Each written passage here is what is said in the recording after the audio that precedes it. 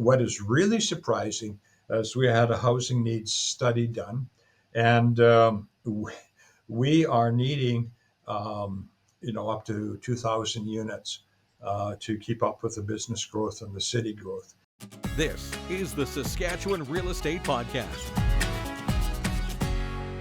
Today, we are spotlighting one of Saskatchewan's most dynamic and evolving cities. It's Prince Albert. Often called the gateway to the north, this community is not only rich in history and natural beauty, but it's also on the move. Major infrastructure projects, a growing population, and a clear focus on economic development. Joining me is Bill Powalinsky, Mayor of Prince Albert, to share what's happening in the city right now, how they're attracting new businesses and investment, and the community-led initiatives shaping its future. Just to start us off, Mr. Mayor, thank you so much for joining the Saskatchewan Real Estate Podcast. Well, thank you very much. I really appreciate the opportunity. And I'm really looking forward to this. We were chatting a little bit before we got started here, and I said that you're a fresh face to the office. Can you just give us a little bit of background of how your first 8 months of mayor in Prince Albert have been? Well, you quite often will hear the expression from mayors who have, are veterans. They'll say, "Oh yeah, that first year or so is like drinking water through a fire hose." So I can tell you that the most challenging thing is keeping up with the flow of information.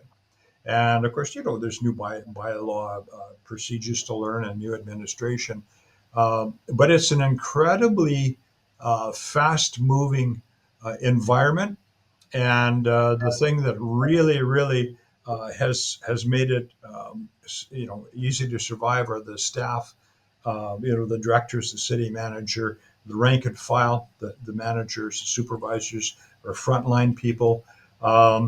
Outstanding team, just outstanding.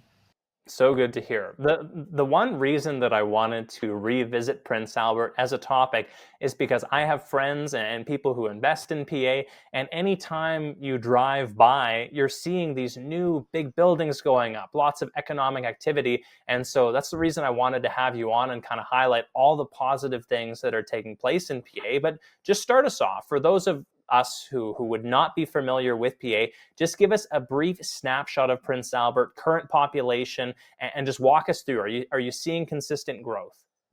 Yes, and it's not great growth, but we are moving in the right direction. I just dialed up the official census from 2021, 45,718. And back in 2016, it was 44,160. So it's slow, moderate growth, but it is growth. And with growth comes infrastructure projects. Walk us through some of the big infrastructure projects you guys have going on in PA.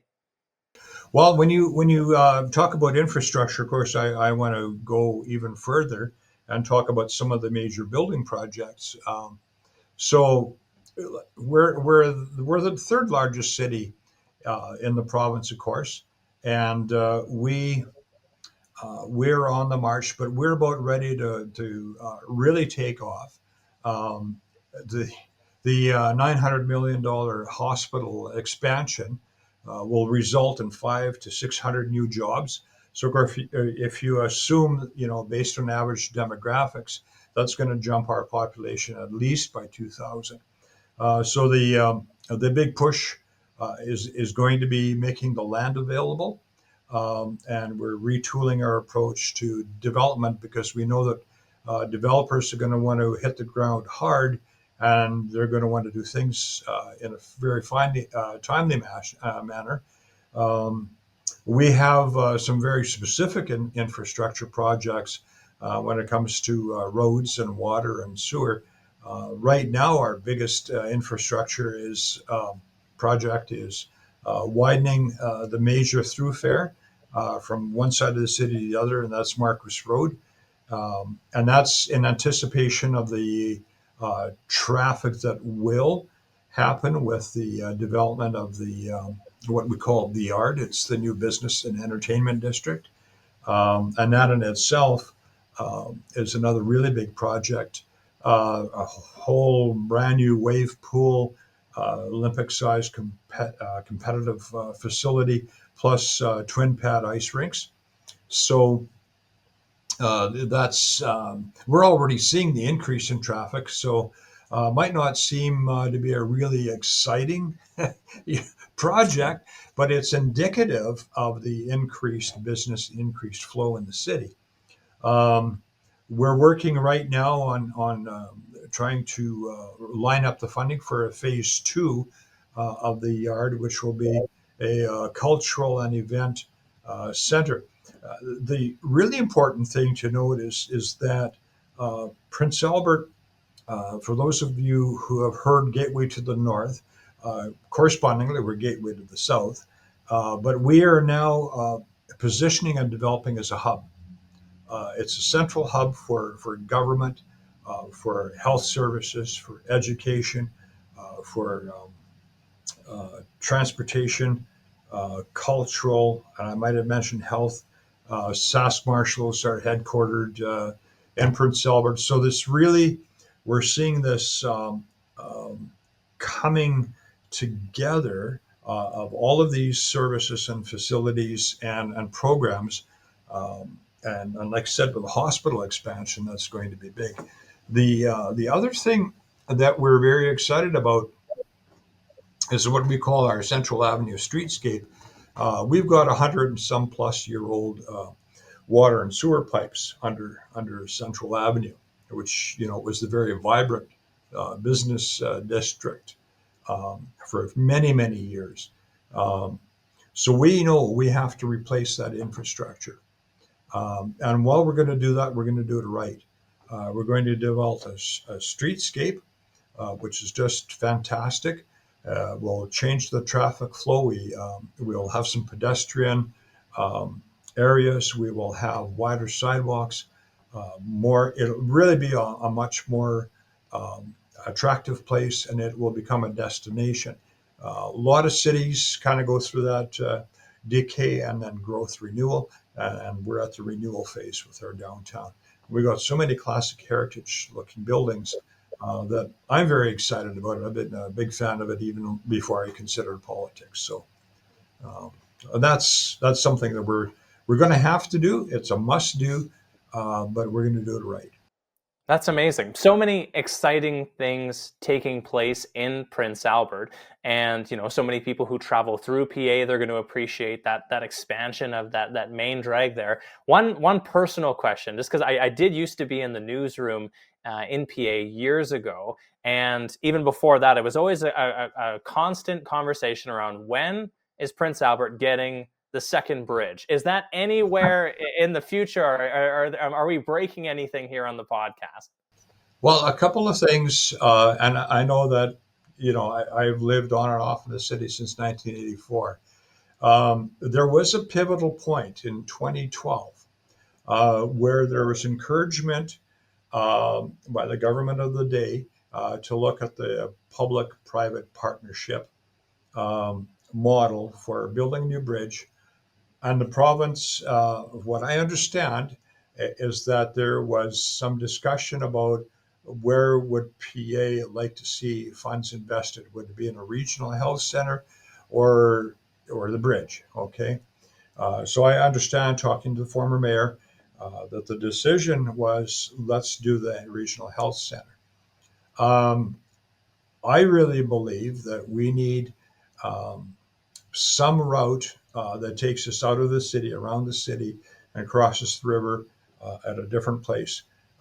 My big push for that is that if people knew, um, what goods are traveling through the city, we would, there'd be a lot of issues and concerns. If ever there's an accident and we got a truck, a big semi carrying chemicals, wouldn't it be much better if they rolled over out of town? Not that we wish that on anybody, but that's my biggest concern, is that we need to have a bypass for commercial trucking. And, in the case of, I mean, obviously, when this bridge is being repaired or whatever, and during the summer, the traffic is incredible. We see people backed up all the way up the hill, blocks and blocks and blocks and blocks, and we only have that one access to the other side of the river. So. I'll make one request. When that second bridge comes in, we need to hear about it. I think it's a long time coming, and people are very excited about it, because even people who, as you point out, Prince Albert becomes such an artery during the summertime for Candle Lake, Emma, Waskesiu, our beautiful Prince Albert National Park, and Prince Albert really is the place where people pass through. And so every year, even the out of town people say, when are we going to get that second bridge? So always a good conversation piece.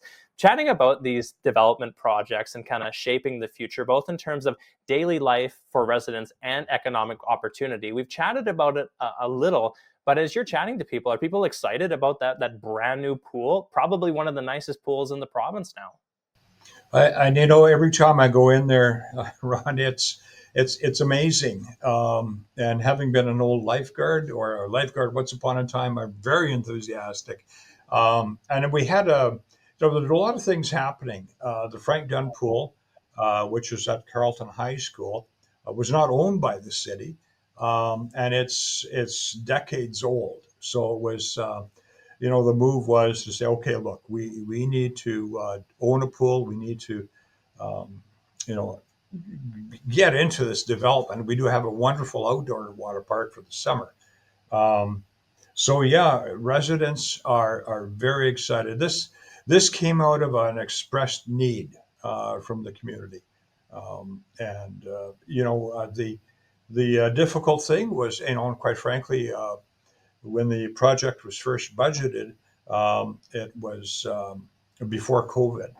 And then, of course, we know what happened during COVID with construction prices. They spiraled upward. The council of the day said, look, we're well into this project. We're going to see it through. It was a brave decision, and it's resulted in an awesome outcome. Wonderful. Let's transition into chatting a little bit more of the business and investment environment of Prince Albert. Small businesses, obviously the backbone of many communities. What steps is Prince Albert taking to support local entrepreneurs and help them thrive? Well, we had a recent business license survey, and of course, the big issues are property taxes and safety. And I was previously the chair of the Chamber of Commerce, and one of the issues around the table was the gap between residential property taxes and business taxes. So this year, we took the alternative or the option that would move, make that gap less. Now we've gone through an evaluation year, revaluation, and of course, on top of our tax increase, a lot of businesses experienced a significant increase because of the assessed value rising in the city. We are looking at, and there will be a report coming to council on incentives for development. There is a downtown improvement incentive at the moment. It's your first year, I think the tax is 25%, and then it gradually moves up to the fifth year where you're pretty much paying the full tax assessment. So that's a break. We have something that's, I think, kind of unique. Across the river, we have a green industrial park, and those lots are available for a ridiculously low price for somebody who wants to do business development out by the airport. Another really growing thing, and I think this is going to be really where I suspect it's just going to go exponentially, is the development of urban reserves and the businesses and the construction that comes with the reserves, or the First Nations communities.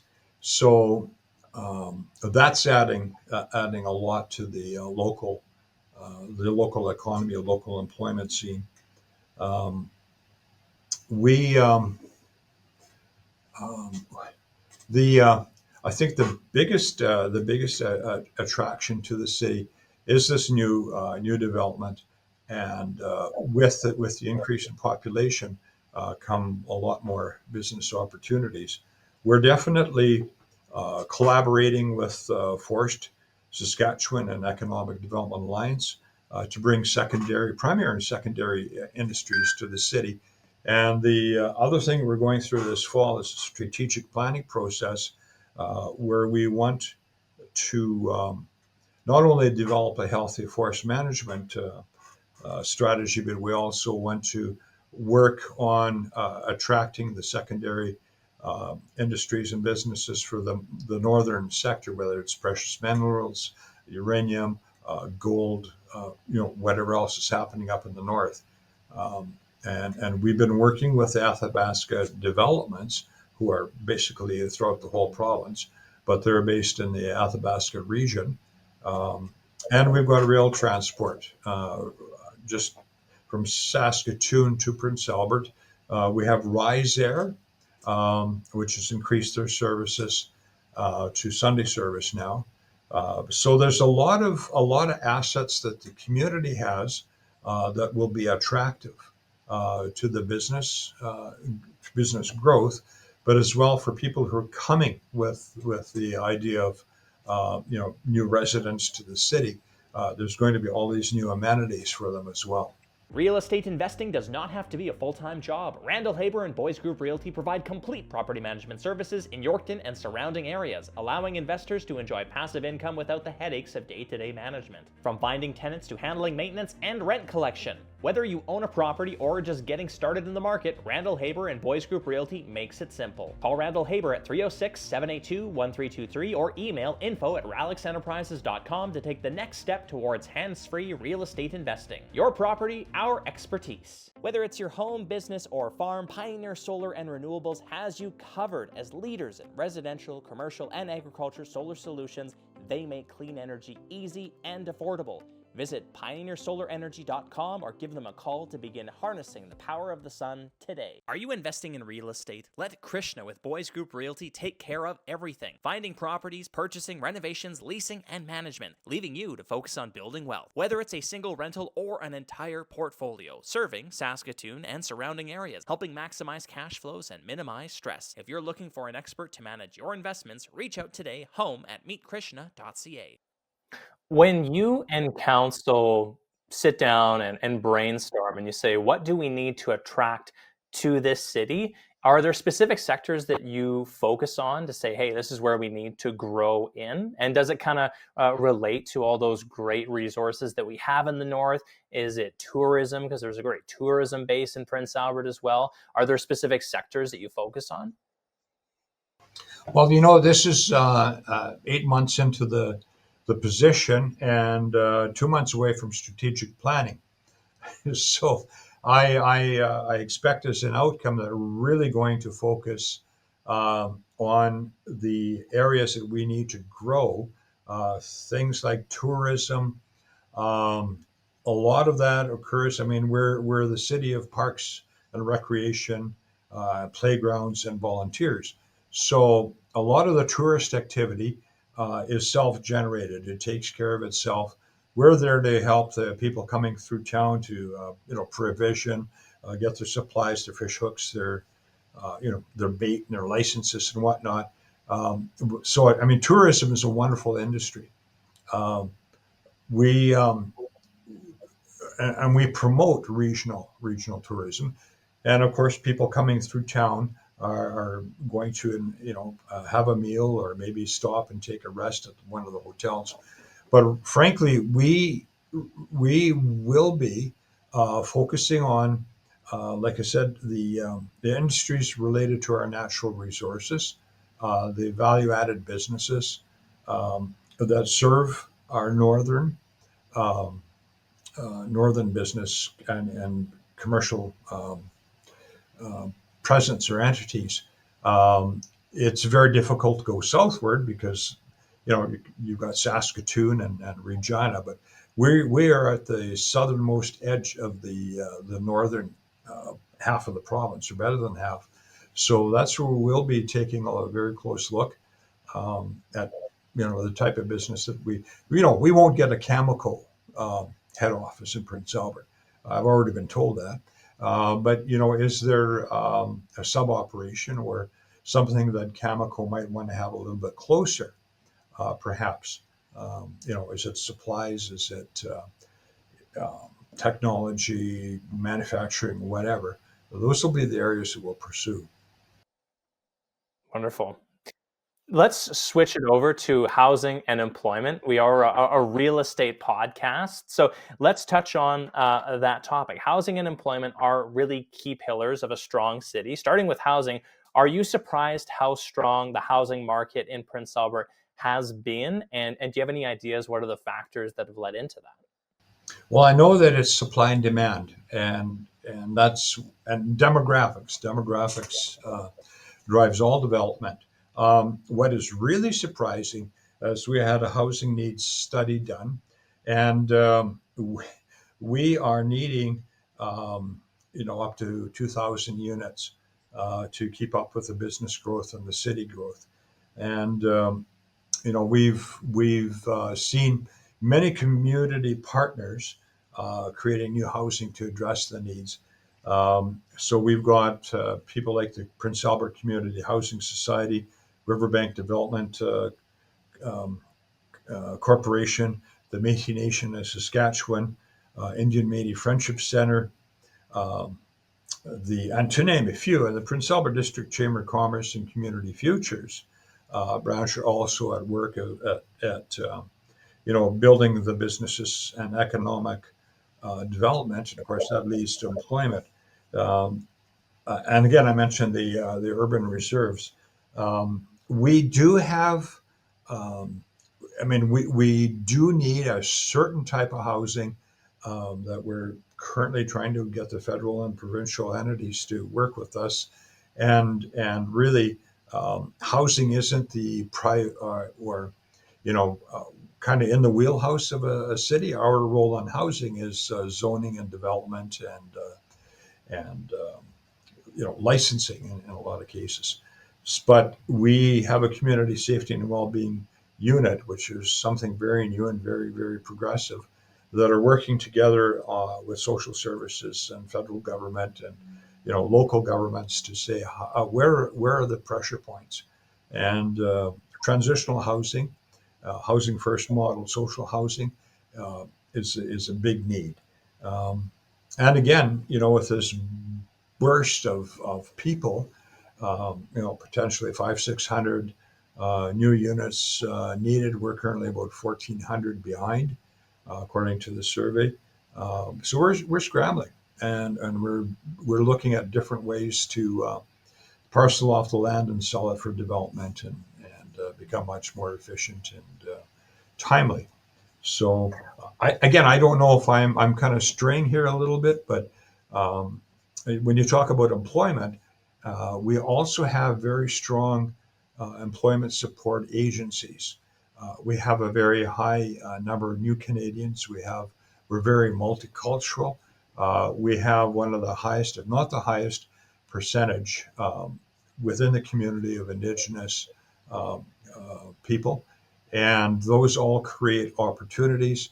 And certainly, there's agencies there to assist and help people make transitions to employment, as well as we're a post-secondary hub for education. We have the Gabriel Dumont Institute, Saskatchewan Indian Institute of Technology, the Sask Polytech, First Nations University, University of Saskatchewan. That's just an explosion. And of course, with those training opportunities, we're able to train more people and employ more people that stay in the region. For example, a nursing program. And there's talk about bringing in other medical training. We have a local dentistry program. So those were things kind of unheard of, but those also lead to retention of people in the community and in the region. So it's all very positive.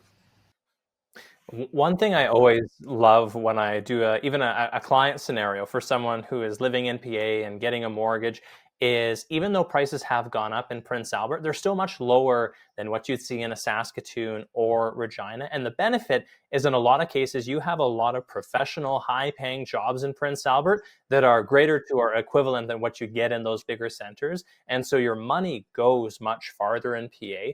And even just talking, let's quickly talk about the quality of real estate. If you've never driven around Prince Albert, there are some beautiful homes, really iconic streets. You have prime ministers who've come from Prince Albert. There's some really great heritage and new build homes in PA. That's right. And, as an older, well established community, I mean, in 1866, the community started when Reverend Nisbet was invited to come out and create a small community. So there's been, a really solid history. Uh, the home that we just moved out of was built in 1908. A classic two-story brick home, some amazing properties, and the new developments are also very inspiring. A lot of really nice new architectural styles, a lot of custom development, and I think the one thing that people will understand or realize very quickly as they drive around the city is the mature landscaping, which the trees are beautiful and the streets are beautiful. And it's there are areas of the city that are just beautiful. I think I've said beautiful 3 times. Then it must be true. Yeah. Before we get to how would someone get in contact with the city of Prince Albert, just give us a closing thought here, Mr. Mayor. If you could sum up Prince Albert's direction in one sentence for potential residents or investors, what would that message be? One sentence, my heavens. I'll Well, give you three. I'll give you three if you need. okay, thank you. Well, I think for me personally, it's the emergence of our presence as a hub for recreation, business, transportation, leading off point for tourism, cultural, multicultural, health, government services. Um, those are all really the key things that would attract you to Prince Albert.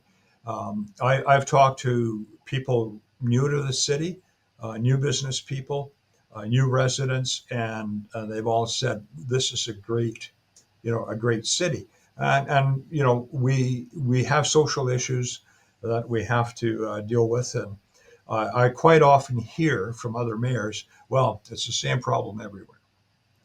I want to have, by the end of this term, reputation and the distinction of PA figured it out, and PA did it.